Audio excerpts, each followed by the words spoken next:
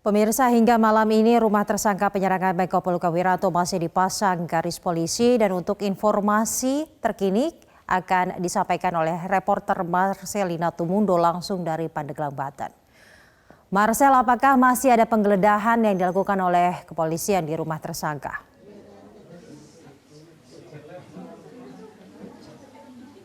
Syaza, malam hari ini penggeledahan sudah selesai dilakukan oleh pihak kepolisian, tepatnya tadi dilangsungkan dari jam 2 siang sampai jam 4 sore.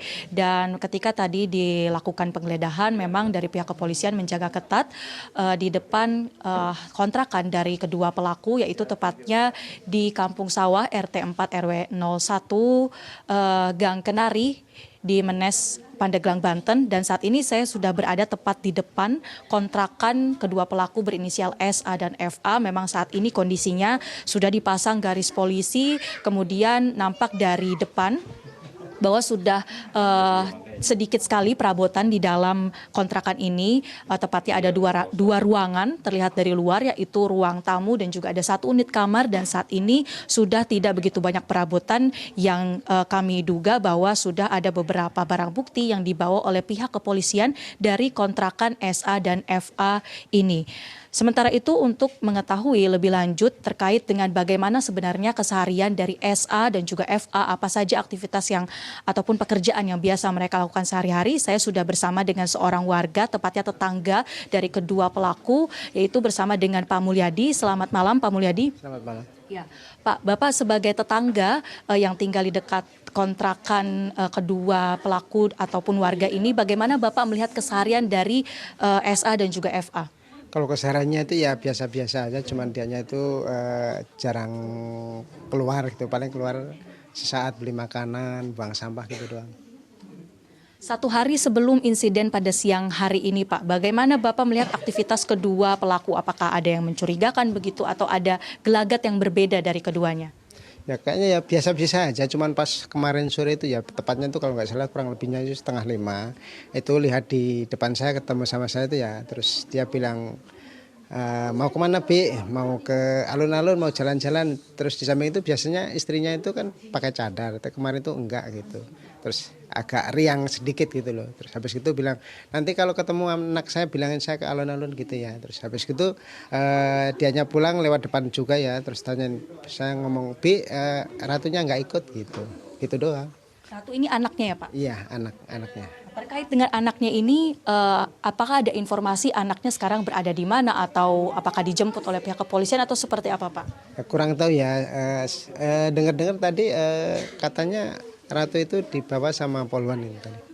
Oke, dibawa oleh Polwan ya, anak dari kedua pelaku. Umurnya umur berapa, Pak? Kurang lebih 13 tahun itu. 13. Sesuai sama KTP kakak yang ada. Pak Mulyadi, sebelumnya ini kan Bapak berprofesi sebagai Ketua RT 04 ya, berarti Bapak yang pada saat kedua pelaku ini pindah ke sini, Bapak yang menerima keduanya. Ketika mereka pindah ini kurang lebih berapa bulan yang lalu, Pak? Apakah ada informasi mereka berasal dari mana, Pak? Kurang lebih dia nempat di sini itu 8 bulan yang lalu. Terus di samping itu sebelumnya ya, saya tanyain tadinya di mana, tadinya di Bogor gitu. Ada informasi, Pak, kenapa mereka pindah ke Banten? Apakah ada pekerjaan tertentu di sini atau seperti apa mereka memilih tinggal di Banten begitu? Saya nggak nanya sejauh itu. Baik. Ketika tadi ada penggeledahan di kontrakan kedua pelaku, bagaimana Bapak menggambarkan situasinya, Pak? Ya cukup ramai, di samping itu kan saya kan nggak dekat gitu di Jawa, jadi ya nggak lihat keseluruhan itu. Benar ada banyak polisi dan juga warga tidak bisa mendekat ke depan kontrakan ini, Pak? Iya, ya kan di depan kan ada garis polisi, jadi masyarakat itu nggak bisa ngedekatin. Baik, terima kasih banyak Pak Mulyadi untuk keterangan dan juga bagaimana melihat keseharian dari kedua pelaku berinisial SA dan FA. Dan saat ini kedua pelaku setelah penggeledahan tadi kemudian juga sudah sempat diinterogasi oleh pihak Polsek Menes. Mereka saat ini sudah dibawa ke Jakarta, tepatnya akan dibawa ke Makobrimob Kelapa II Depok, Jawa Barat untuk pemeriksaan lebih lanjut di tingkat pusat. Demikian Syaza untuk sementara, kembali ke Anda. Marcelina, baik, kemudian bagaimana dengan kondisi Kapolsek yang tadi siang ini juga menjadi korban penusukan?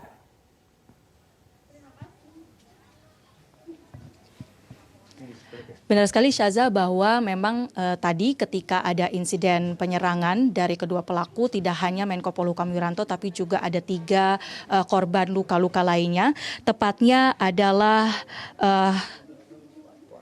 Kapolsek Menes, yaitu Kompol Daryanto yang saat ini masih dirawat intensif di RSUD Berkah Pandeglang, Banten. Dan tadi berdasarkan informasi terkini bahwa ia mengalami luka di bagian pundaknya dan namun kondisinya saat ini sudah sadar. Kemudian juga korban luka-luka lainnya yaitu seorang tokoh masyarakat yang saat kejadian tadi ini ikut dalam rombongan Wiranto dan kondisinya saat ini juga masih dirawat di RSUD Berkah dan dalam keadaan yang sadar. Sementara 1 korban lainnya yaitu ajudan dan rem sudah dipulangkan karena kondisinya dianggap sudah cukup stabil. Demikian Syaza kondisi terkini, kembali ke Anda.